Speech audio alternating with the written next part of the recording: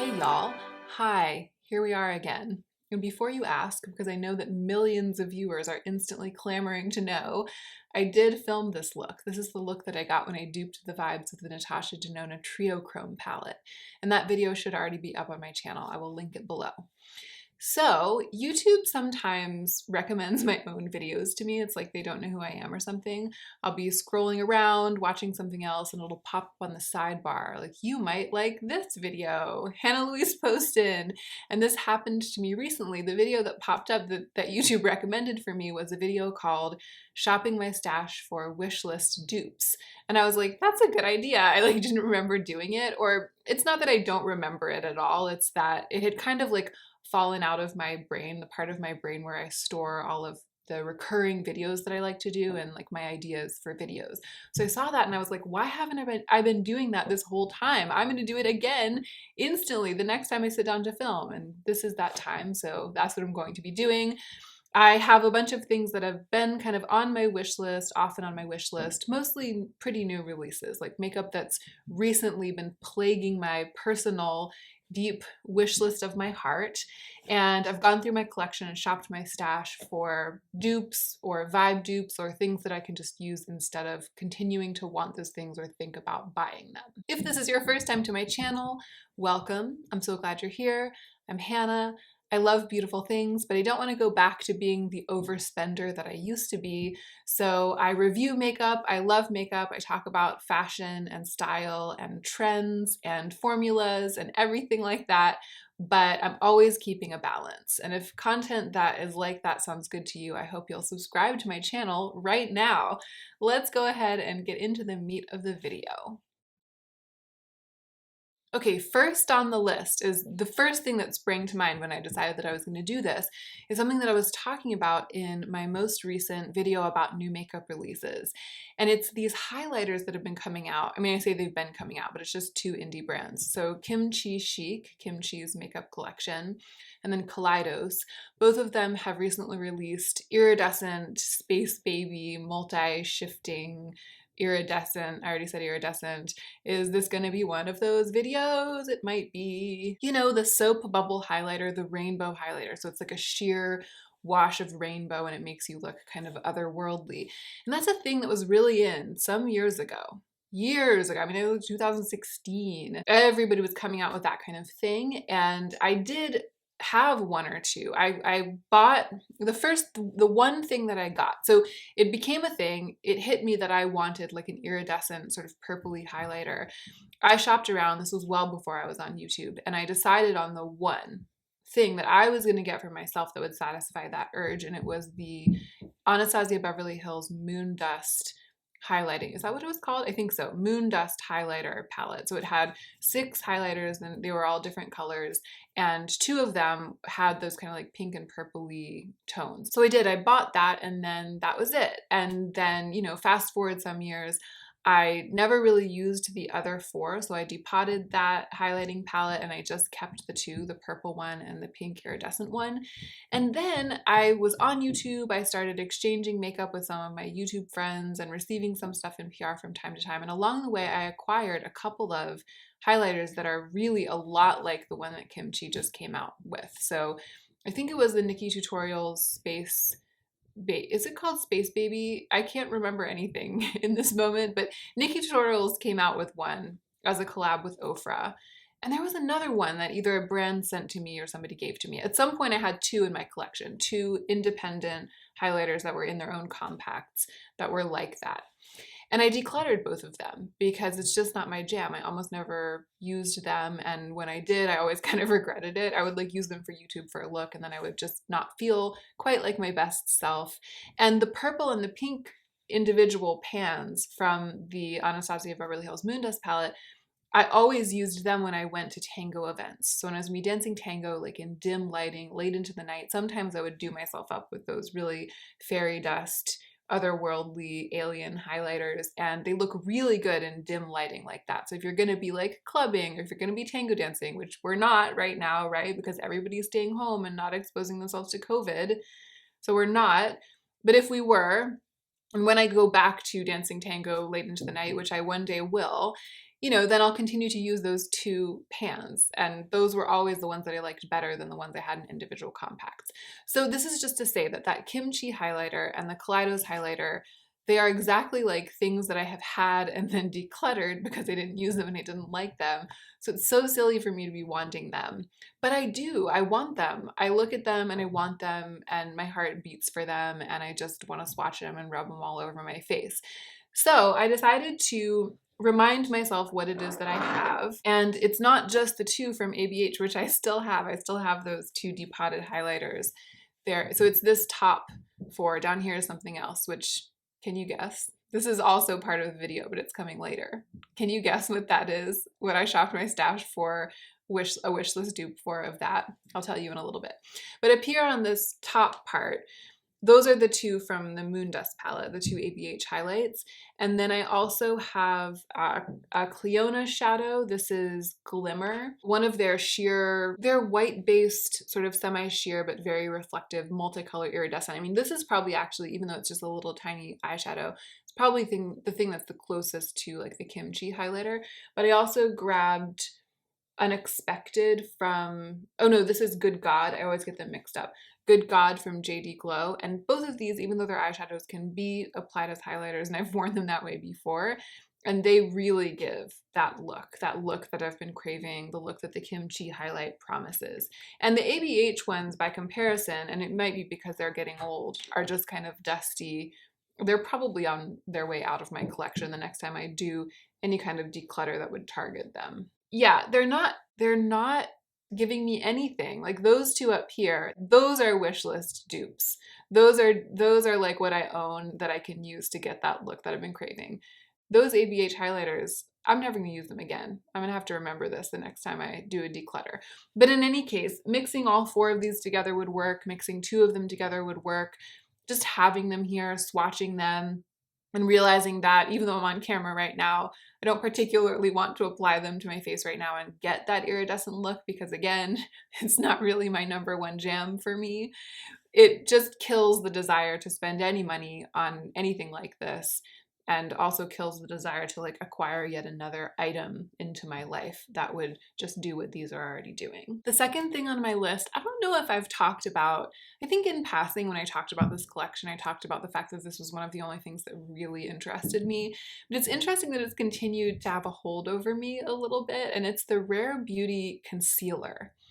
I think it's just because Mariah Leonard keeps talking about it. And I just yesterday watched her video about new holy grails. She put up a video about things that she's been using recently that are kind of new to her, but that have really kind of become staple items that she feels like can be considered holy grails at this point. And one of them is the Rare Beauty concealer. And every time she talks about it, it really gets me because she talks about how creamy, that it is skin-like, but it's also really creamy and feels kind of like a skincare. She's always saying that it feels like a hybrid skincare makeup product, and I really love the idea of that for a base product.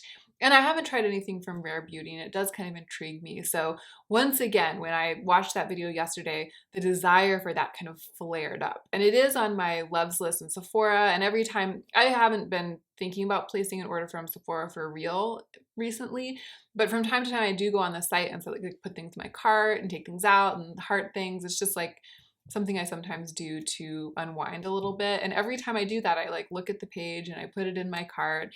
And so it's on my wish list. It just is.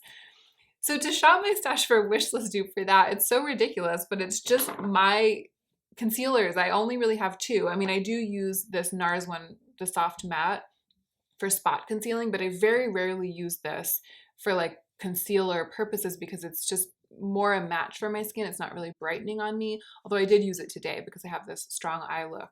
But this isn't really one of my concealers. This is like my spot concealer.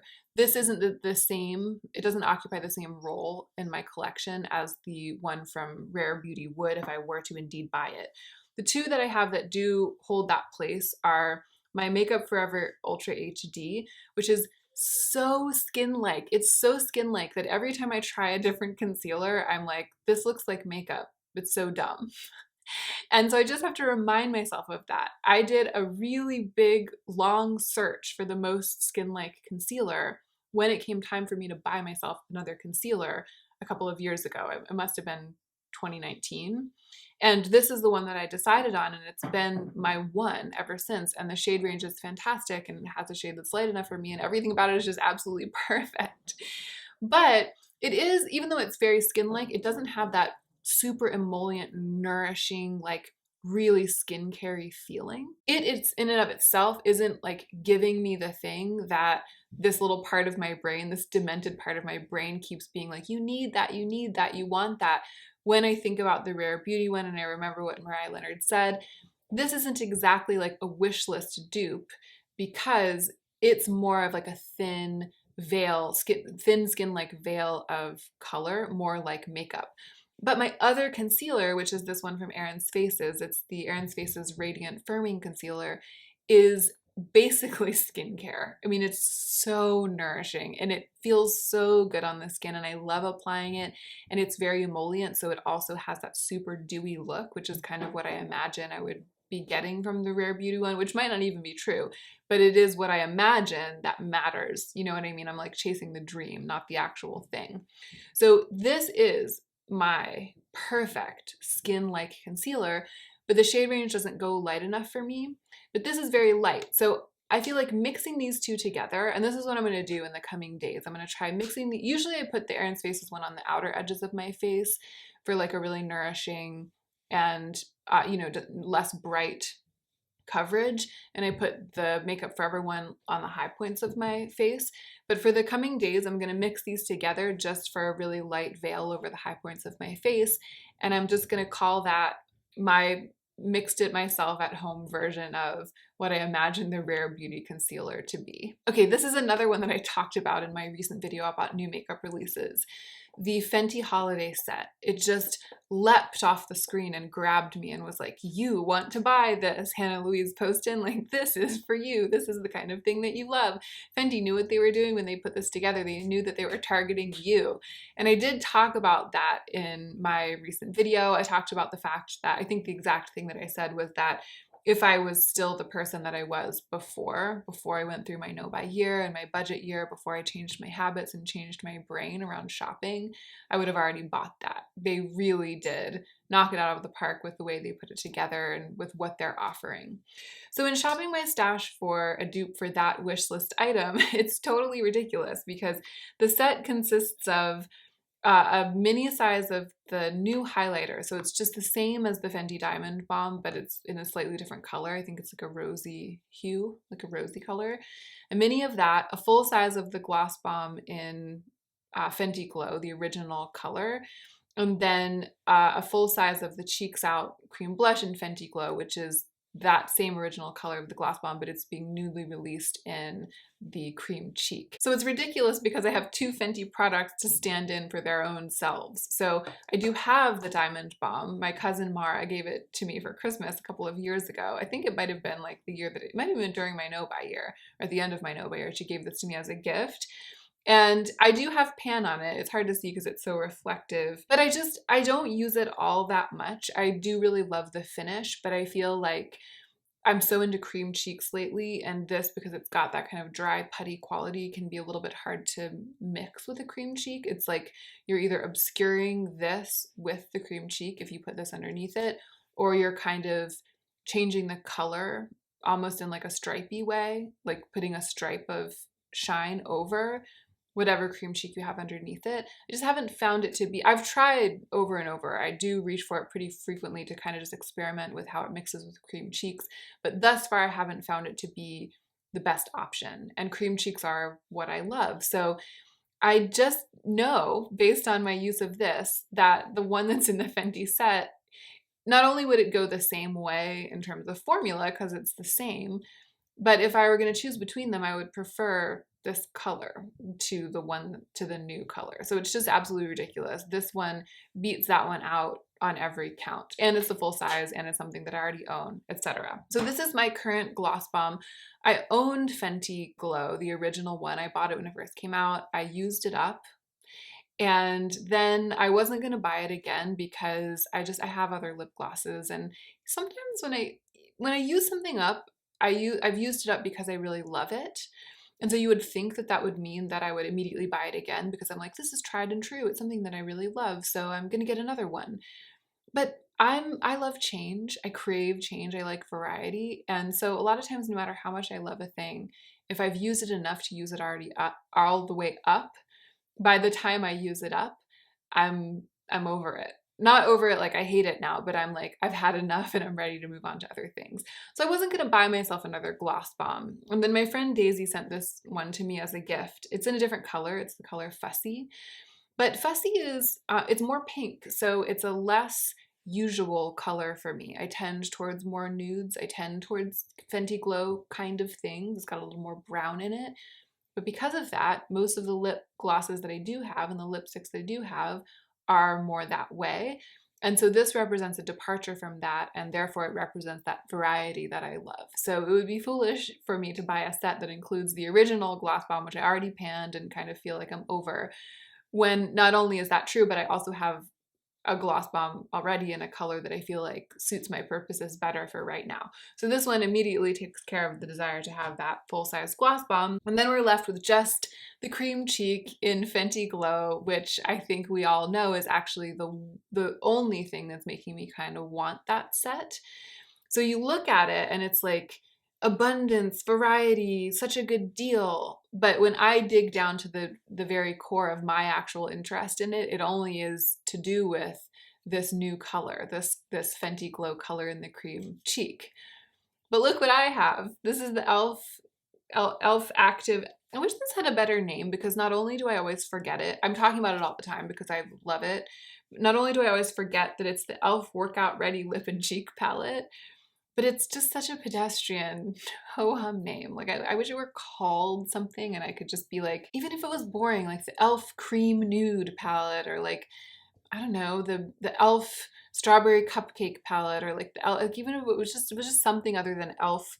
Workout Ready Lip and Cheek Palette. Anyway, look what I have. I have the e.l.f. Workout Ready Lip and Cheek Palette, which is just like the best cream cheek formula I've ever come across, and in my absolute favorite colors, especially this brown. And all three of these have something in common with Fenty Glow, the color of the cream blush that is in this holiday set from Fenty. You know, one's a little bit lighter, one's maybe a little bit browner, and one might be a little bit more berry toned, but among the three of them, like all of the bases are covered. And if I had that Fenty one, I just know myself, I would still continue to reach for this over and over again because it's just way better. So with these three items, I have destroyed my desire for that set from Fenty. Real talk. Natasha Denona's I Need a Nudes lipstick. I don't think I've ever talked about this before, but I am so attracted to those. I just really want like 5 of them. And every time I do what I was talking about, like go on Sephora, poke around, think about, it's like a fantasy shopping. I do like window shopping, you know? Every time I do that, I put 1 or 2 of those Natasha Denona I Need a Nude lips into my cart. It's something about the colors that she chose, maybe even the names, the way they're marketed, the idea of being like, I need a nude, and they're just being like this array of nudes. And I always feel like I do need a nude. Like I love a nude lip and I love a nude lipstick, and the creamy bullets and the fact that it's Natasha Denona, and they're just on my wish list, and they are on my Sephora loves list, 3 or 4 of them. So when I went to shop my stash for them, I actually pulled all of my nude bullet lipsticks, or rather all of the nude bullet lipsticks of mine that aren't pink, because there are some pinks. The Natasha Denona I Need a Nude range goes from what I consider to be nudes, like neutral colors, everything from a deep brown to a very pale beige, but all in this like very neutral territory, like not leaning to pink, not leaning into color really. She does have that.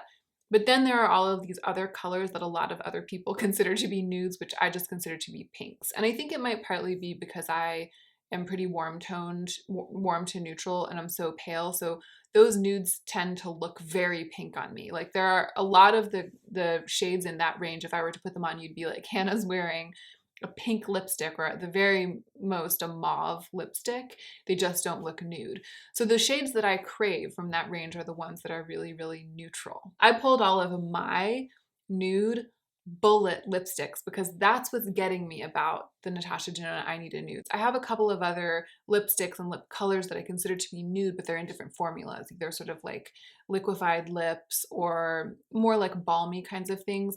But these are my 6 straight up bullet lipsticks in a variety of formulas that are nude. So I have Maybelline Beige Babe, which is probably covering a lot of my bases with the Natasha Denona I Need a Nude lips, because a lot of the colors that I'm drawn to in that range are basically like this.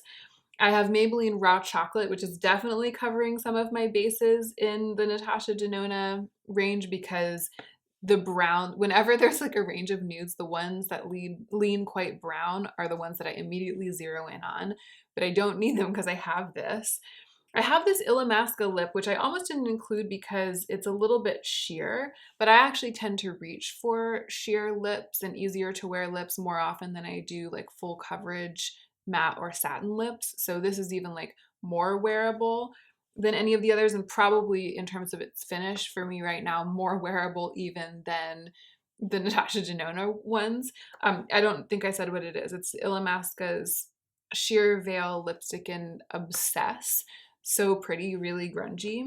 I have Velvet Fawn from Lisa Eldridge, which again is like so similar to a lot of the ones that she has in her range that I'm drawn to, that I keep putting in my cart, although it's probably it's the one that's getting like the closest to the pink world of any of them.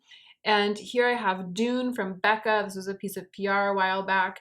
This is the kind of thing, this is also like I think a lipstick range that has a lot of nudes in it. It's pretty peachy, and it almost would look more like a peach of some kind on me rather than like the nudes that I crave. But that is also true of a lot of the Natasha Denona lipsticks. I think that there are a couple that I keep putting into my cart and taking out of my cart that probably would look exactly like this in person, and it's just the idea of them, the idea that they wouldn't be this peachy maybe, that keeps me coming back to them. So that's a good reminder of that. Oh, I said that this was Raw Chocolate up here, but it's not. It's Gone Greige. This is Raw Chocolate. So Gone Greige up there is like, that's like the grungiest one, and then Raw Chocolate down here. But again, these are the colors that I keep being drawn to, the ones that have a little bit of gray in them, grayish purple, and the ones that have a little bit of that like grungy brown, reddish brown in them. So these are my nude bullet lipsticks.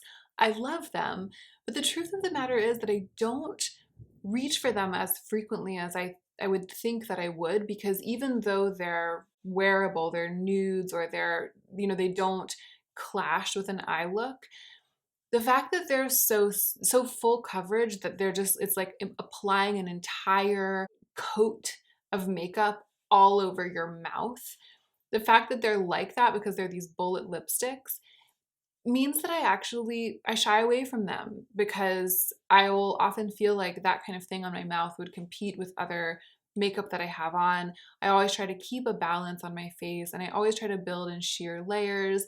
And often these days I'm wearing a pretty strong cheek. Today I'm wearing a pretty strong eye, but I'm often wearing either a pretty strong cheek or a pretty strong eye. And if I decide to go for a strong lip, a lot of times I'm going for a red because I love a red. So I just have these 6, and they just don't get as much play as I think that the Natasha Denona I Need a Nudes would. But if these don't, then those wouldn't. I guess what I'm trying to say is that these are all very wearable to me. And I think that part of the fantasy that causes me to have those Natasha Denona lipsticks on my wish list is the fantasy that one of them will be such a perfect nude that it'll be eminently wearable and that I'll just wear it all the time. But I have that already. I have something here. I have these already that kind of are that or would be that. And I know what role they're occupying, and I know that that's the same role that those ones would occupy. So focusing on them and how I wear them and how I think of them is helping me to unseat the fantasy of the wish list item. And then the next one on the list, I have shopped my stash for the same stuff, but it's a different wish list item and something that I think I want even more and think about even more than Natasha Denona. It's the Gucci lipsticks, especially the matte and satin formulas, because actually, that's not true. I think about all 3 of those formulas a lot. The matte and satin ones really intrigue me because I already have one of the voiles, but I'm always wishing that I could get a grungy nude in the voile. But this is this Illamasqua Obsessed lipstick, this third one down. It is like the grungy brown gray nude in a semi-sheer veil formula. It's even called sheer veil lipstick, and it's really nourishing and lovely. It's that of my dreams. It's like the Gucci voile. It's the nude grungy Gucci lip voile of my dreams. I already have it. It's from Illamasqua. It's a little bit different, but I just already have it.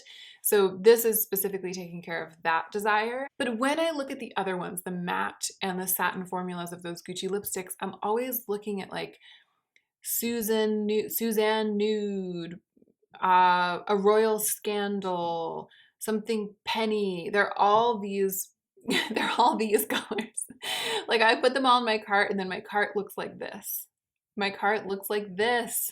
So I'm shopping my stash for these 6 nude bullet lipsticks to remind myself that the cravings that I'm having for nude lipsticks from Gucci and nude lipsticks from Natasha Denona, I need to just reroute those cravings to my actual nude bullet lipsticks and wear them more. And once I get to the point where I'm wearing all 6 of these in constant rotation and I just feel intimately familiar with all 6 of them and I feel like all 6 of them are really getting their due and they're getting worn down, visible wear on all of them, and that's still not feeling like enough and I want more variety because I love these so much and I wear these so much. Once I get to that point, then I could see it being okay for me to like buy one of those Gucci lipsticks. But I don't know if I'm even going to get to that point because again, I think that I like bullet lipsticks more than I actually do. Not that I don't like them. I'm fantasizing that I like them to the tune of like buying some more from Natasha Denona and Gucci. But no. I like them to the tune of keeping these and wearing these. Okay, it's time to circle back to the rest of what was in my little magnetic palette that I held up towards the beginning of the video. Have you put your guesses in the comment section down below? What is on my wish list? What did I shop? What did I shop my singles for in order to find a wish list dupe? It's the ColourPop Baroque palette. This dark florals palette from ColourPop in these like grungy gray, it's like purple grays, rich deep purple glimmery grays and purples, smoky purples. That has really gotten in amongst me and it's really kind of on my wish list. I keep going back to the ColourPop site and looking at it. I keep putting it in my cart. I keep being like, is there anything else from ColourPop that I kind of want that would make it worth buying this from them? And no, the answer is no. I'm not going to buy that palette. I don't need another ColourPop palette. It would just turn into singles. I would just end up depotting it. And I have so many beautiful singles that I love so much. And to prove it, I shopped my stash for these. I pulled them out and I built this little palette.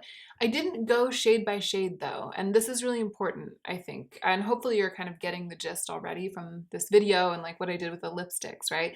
I didn't make sure that I have a dupe for every single shade that's in that palette and then construct a little palette exactly like it, because I don't. There are some shades that are in that palette that I don't have exact dupes for, but I can still get all of the look. I can still get the feeling, the satisfaction. When I look at this, it gives me those ColourPop Baroque palette feelings, and I just can't wait to dig into it.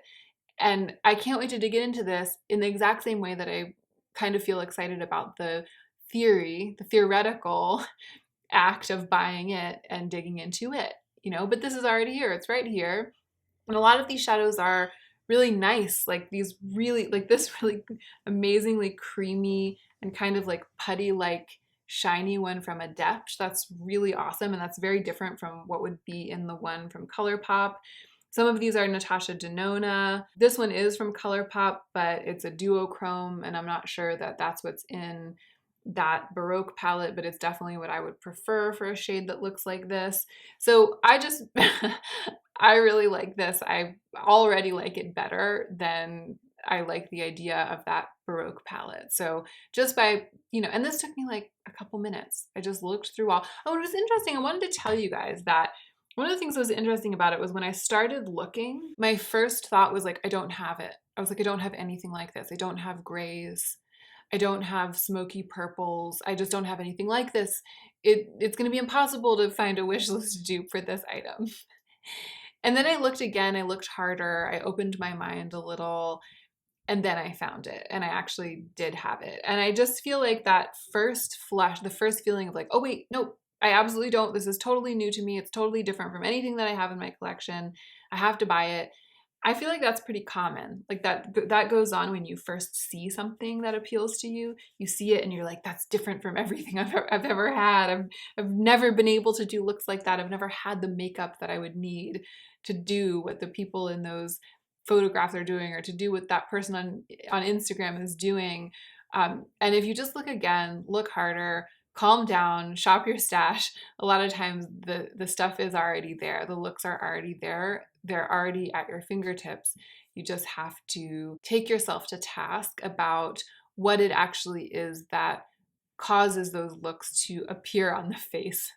Like what kinds of things you actually would need or could use to create those looks. And when I took myself to task, I was able to put this together. And I bet some of you guessed it, because it's pretty good. It's a pretty good dupe. And it goes so beautifully with the highlighters that I shopped my stash for. Like this whole thing is very exciting. It's going to be fun to use it. Okay, the last one is another thing that I talked about in my recent video about new makeup releases.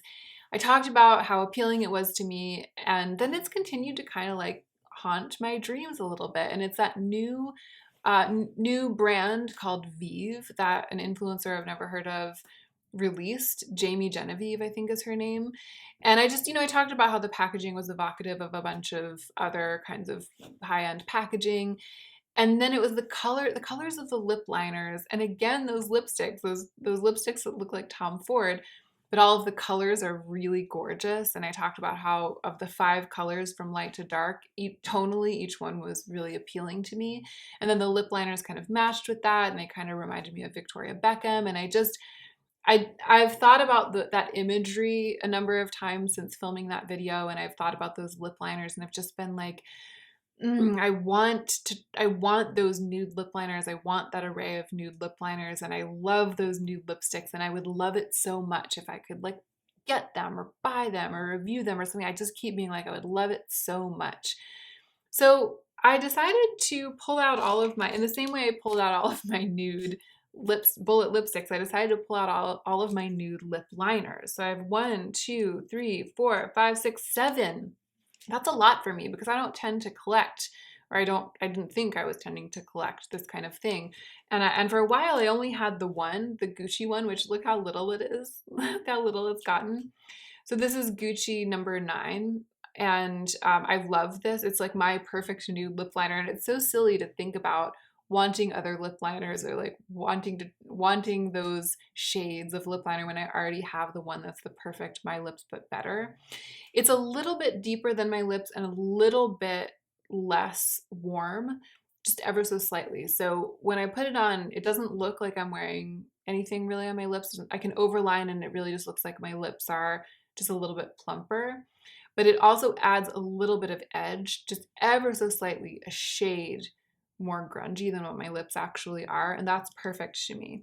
So I have that one, but along the way, these ones have collected too. There's this one from Becca, which again, it was sent to me as a pair with the nude lipstick. And it's a bit pink, but it's really lovely. It's in the shade Pouty. It's very creamy. I have these 2 from M Cosmetics that recently came to me, and I really love them. Kitten is the exact color of my natural lips, and Mink is what I'm wearing all over my lips today. Really, really love them. It's the Soft Blur Velvet Lip Liner. And these are probably, Mink and Kitten from M Cosmetics, there are probably exact color dupes in that Vive launch for these. Probably exact, because they just are, the colors are spot on, the tones are just very, very beautiful. What more could I want? I also have this LA Girl one in Sugar and Spice and in Cafe. These are great, especially these are pencils, and this even visually looks very much like the Vive release, like black with the color on the back. And again, these are probably exactly like the colors that she's released.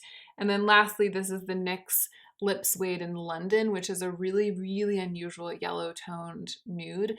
And this, I love this color, and there's probably nothing like this in the Vive line because it is really hard to come by, really, really special. This is like a real gem to me. And I would rather have this than dupes for these kind of more run-of-the-mill colors. So by pulling these out and having them all together, I feel filled with a warm and fuzzy feeling about nude lip liners. And combined with what I've got here, I feel filled with a warm and fuzzy feeling about nude lips. I just feel like I'm completely set for nude lips, and my fleeting desire for those products from Vive has just kind of been knocked off the map. And that, wonderful people, is it. And I would love it if you would just right now think of what's on your wish list. Pick one thing that's squarely on your wish list, and then go and shop your stash for a wish list dupe for that thing. And then tell us in the comment section down below what it is. What is it that's on your wish list? And what is it that you just found in your collection that's a dupe for that thing and that you're going to focus on using in the coming weeks to help mitigate your desire to buy yet another thing? I hope that this was fun to watch. Don't forget to take extra good care of yourself, because that's what will make you the most effective version of yourself as you do your work in the world.